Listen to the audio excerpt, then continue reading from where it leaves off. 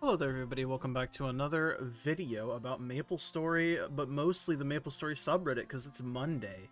And I think, shout out to the guy that I cannot remember who commented on my video last time, but they said like Monday musings, but I want to have maple in it, so I think we're going to combine it to a triple M. We're going to go with like Monday Maple Musings. That's gonna be the unofficial title, or I guess the official unofficial title. I mean, it just makes it sound fancier than it is, but that's neither here nor up there, nor down there, nor anywhere. Because guess what? That's what we're going with. Maple Monday Musings? No. Monday Maple Musings? Yeah, that's good. Because I don't want it to go... listen, don't get it twisted. We're looking at the subreddit, man. We're seeing what's been happening over the past week. See what's top on the past week. Oh yeah, this post made me laugh. It's from good old I Sling Guns. That's Kobe, by the way, boys. I know, I'm kinda in with it. Stop fighting, and a picture of a fucking little doge. Little doge. What does this mean? Stop fighting? Well, basically, over the last week, there's been a lot of reboot versus regular server posts, and I think it started with this post right here, which is an interesting write-up, if not a bit biased. I mean, everything on the internet to some degree is going to be biased, even if you actively try not to bias, but this is definitely biased in a way, but I believe this is the post that started the whole reboot versus interactive sort of shitstorm on the subreddit over the last week. But let's go over the thread. So the thread was, I tried interactive servers, so you don't have to. This shit reads like a fucking YouTube video title. It's really bad. You know what? Maybe I'll copy and paste this title for this video. I don't know, man. We'll see what happens. I'm fucking crazy. But after reading a few posts on how interactive is better and how items can be traded, as soon as I played the server, I found that the only good thing is the frenzy totem and everything else is hid behind the paywall. Played it for a few months and went back to reboot. So here are the issues I found. Number 1, tradability. As the name suggests, interactive, I found the items you can trade are very limited. A, cubes. The cube drops from bosses are untradeable. Why? Because next one wants you to purchase cubes from their cash shop. B, item tradability. This is the worst one. If I wear the item once, I have to pay next on $4 just to make it tradable again. At first, it might seem like nothing, but when you add all the equipments, it adds up. Why does Nexon do this? They want you to go to the cash shop and purchase it. Worst of all, if I want to move items between characters, I still have to pay Nexon $4 to do it. As naysayers will say, this item is available in the reward shop. My response is, this is a server where you're supposed to be able to trade items. Why can't I trade items between my accounts freely? Interactive is reboot with extra steps to pay Nexon money to be able to trade. What good is interactive when you can't trade or even move gear across characters? Basically, if I wanted to move my gear to another character, it'd cost about $80 USD. Please don't try to defend Nexon in this. It is completely ridiculous. Why would someone play this server, or how can they attract new players to it? So I'm going to take this in sections. I'm not just going to read this all out, but I'm going to respond to each sort of bullet point or each section, just because I think it's probably a bit easier on me and a bit easier on you guys to sort of follow my train of thought. So for the first thing, his main issue is tradability, and I'm not somebody who's played interactive for a very, very long time. I have not played interactive since probably was it pre-Frenzy Totem? I don't remember if I have played it since Frenzy Totem's been in. Either way, it's been about then, so it's been a long time. And I have always had the problem with P-Socks and socks in general. Thing is, back then, it didn't matter nearly as much, because back when I played interactive servers, it was still in the era of where like things like pitched boss items just didn't exist. Like, they physically did not exist. So the amount of items that you were limited by for like tradability with P-Socks and socks was already kind of small, so this was less of an issue. But obviously over time, and as the items continually get added, pretty much every single new item that gets added, you're going to require a P-Sock to trade it. That's just a fact. Which is not how it used to be. So I can definitely understand sort of... I mean, I agree. I think it's pretty bad. Of all things considered, like... It's definitely a big turnoff when you have to pay Nexon $4 every time you want to trade an item, right? And I'm not sure if items still have a P-Sock limit, but I know back in the day they did, and I can't imagine P-Sock limits have went away. So there's also that to take into consideration. Again, I don't know if PSOCs or sock limits still exist, but I know they used to, and I can't imagine they removed it. But if they did, okay, cool. At least that's not there. But if it's still there, then that's also like a big old question mark. And I assume PSOCs are the same way of you PSOC it and you can trade it one single time before you have to PSOC it again. So you can't just trade it around freely after you PSOC it. I assume you have to PSOC it. You can trade it once, even if you don't re-equip it, then it's stuck there until you PSOC it again. Overall, yeah, this system is pretty bad. And I do think if they are dead set on keeping this in the game, either increase the amount of PSOCs you can get from the reward shop, or just make things more tradable in general, right?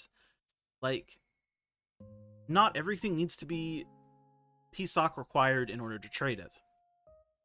And I think that's fair. Like, not every single item in the game needs to be PSOCable, right? Genuinely. I think maybe only Giga endgame gear, like Eternals and stuff like that, maybe should be PSOCed. But why do things that aren't that need a PSOC? I don't know. That's sort of my thoughts as somebody who doesn't really play the game. I mean, I play the game, but I don't play that game, you know? I don't play interactive. And the cubes not being tradable from elite bosses and just bosses in general, or I think the cubes from elite bosses might be tradable, but it is the cubes from like actual bosses that are not tradable. And I know this because this is how it's always been. At least I believe that's how it's always been. I think it has. But it is it's not good. This should just change. Because this also incentivizes people to just never equip gear until it's completely done.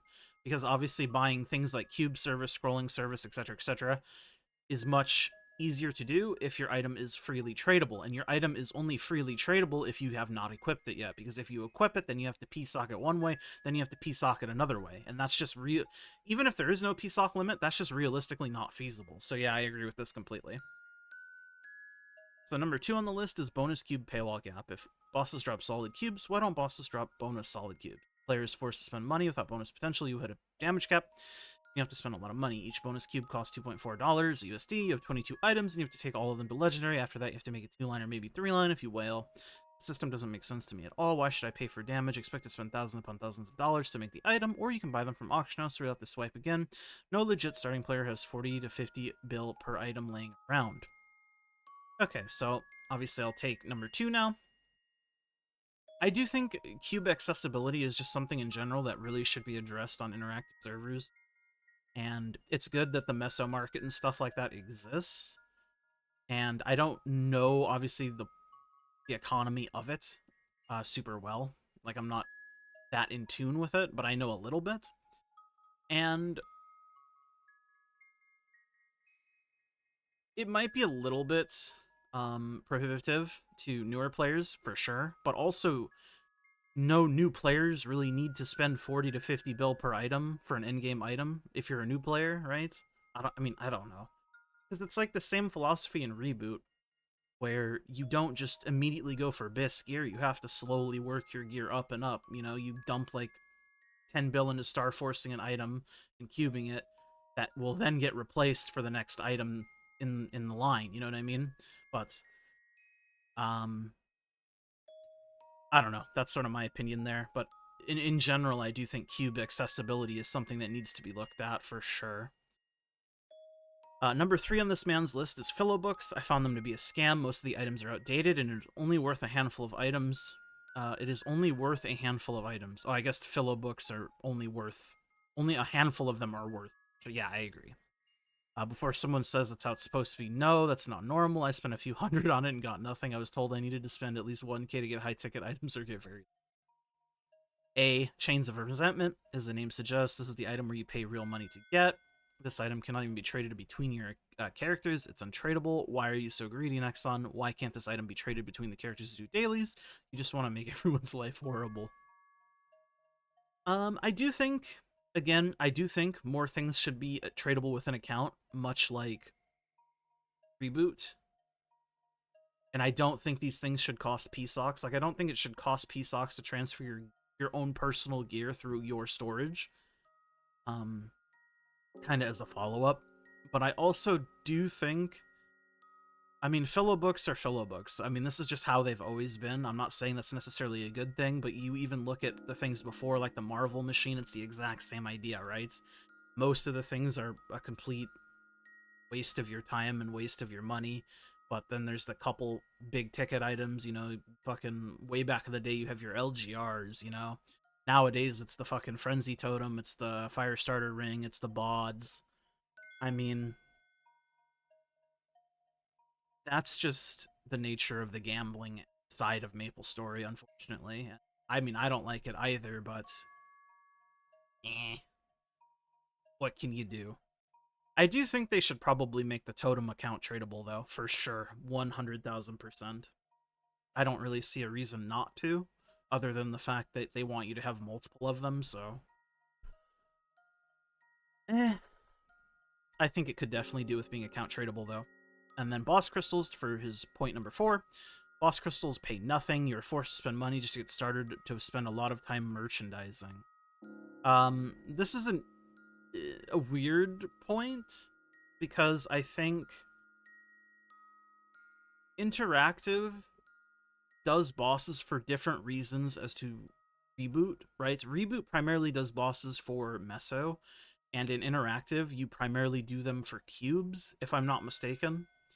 This is generally the idea that I hear from most people who interact with interactive on like a larger scale. Generally, you're not doing the bosses for the crystals. I mean, the crystals do still give you some meso, which is not nothing, but obviously if you compare it to reboot crystals, they are nothing. But it's the cubes that you really want doing the stuff for. And a lot of it also, like a lot of meso, well, I guess we'll get into that next. So point number 5. Meso. As a new player, the Meso was very hard to get. I had to swipe to get myself started. Yes, there are ways, but they're very time consuming. Please don't say MapleStory is a marathon. I want to enjoy the game too. Reboot progression is much faster, and yes, it slows down for pitched items. It's not that bad. So, since I was about to talk about Meso, I think if you're trying to play interactive like you're trying to play Reboot, you're probably going to have a pretty bad time, right? And if you don't want to learn the ways to play interactive, like you learned how to play Reboot, you're probably just going to have to swipe, kind of like I guess this guy did. And I'm not saying that these things are perfect, right? Because they're not. They're far from it. But I don't think swiping is the only way to get yourself started in MapleStory interactive servers, right? It's really not. I mean, you would do the same thing you would do in Reboot, no? You would build up a base of characters that farm things like bosses. Boss crystals might not give as much meso, but they still give some meso. Obviously, you get your characters to 260, you get your main to 260, you start farming fragments, you save up enough for a frenzy service, then you can start sustaining buying a frenzy service, and then you could keep selling your fragments, stuff like that. Because fragments are where a lot of your meso is going to be coming in interactive, from what I understand. And obviously, you have things like back when I used to play interactive, I'm not sure if this is still as relevant as before, but you used to have things like Gollix mules, right? Where you could buy the AGSs and you could even Gollix equips. And I'm sure those are still worth something. So you could still make boss mules in a similar fashion, if not the exact same fashion, right? But I think if you are going to try to play interactive as if it's a reboot, you're probably going to have a bad time. Economy. Number 6, I want to thank the South American players for upholding the economy, and Nexon is providing jobs for many. This just means like the farmers, which is interesting. Number 7, cash shop items. Cash shop cubes are untradeable. If someone wants to sell them, they'd have to do a service where the person has a chance of getting scammed. I mean, yeah, that's like all cubes in this game, right? All cubes in interactive, at least. Which is, it's not good. Like I said, I think cube accessibility really needs to be addressed. That's one of the big pain points, like for sure. In the end, I quit regular servers. Feels like if Nexon could monetize every character in games jump, they would. The game is behind a paywall on almost everything. You have to swipe and swipe and swipe to get to mid-late game. Yes, you can get ahead as free to play. You'll be spending 4 to 8 hours daily. For now, I'll just play Reboot as a daily player and be active during events. Be glad the server exists. Yeah, and I mean, I think this is a good, sort of a good opinion at the very end here. Reboot is a completely different server, and the gameplay loop between the two servers are very different, right? It's the same game, but they are very different. And then let's take a look at the comments. You get 1 P-Sock a month from the reward shop. Yikes. Greg server used to have tradable cubes from elite bosses. Okay, so elite bosses were the ones who did have tradable cubes, but they're gone too. Okay. Because like I said, I haven't played interactive in a very long time, so I'm going off of the things that I know from some of the people that I know that play interactive, and then also my old experiences. Soloing C10E plus Ensaren and Reg will net you approximately 1.2 billion in crystals. Spend that on Mesomarket, you get around 6k Maple points, which would get you almost 3 bright cubes or 5 glowing cubes. That's crazy. Soloing the same bosses in Heroic will net you about 6 billion Mesos, allowing you to buy about 272 bright cubes or 500 glowing cubes. I mean, yeah. It's not great. And don't get me wrong, I'm not saying that these things are great, but I'm saying comparing how you would play Reboot to how you would play Interactive, or like comparing how you would play Reboot and trying to play Interactive as if it was Reboot, I mean, yeah, it's gonna look pretty bad. But Interactive definitely does need some TLC, to be sure. Switched to Interactive 6 months ago, and I think that the best decision I've ever made on my free-to-play journey. Had a 9k Legion 270 account in Reboot, which I liked a lot, but rediscovered the aspect of the game that I missed a lot, the tradability. The auction house is so good, nodes and familiars are practically free. The progression seems so satisfying and fast because of that. I agree with you on some of the problems that Interactive has, but with 2 events worth of free cubes, I managed to make almost all my important gear in my main legendary with good pots, so there's always another side of the story. I have more time now to enjoy the game than I did before when I played Reboot, just had to adapt to the differences. Interesting. I think a lot of it is how people look at the lens of what they're trying to accomplish in the game, too.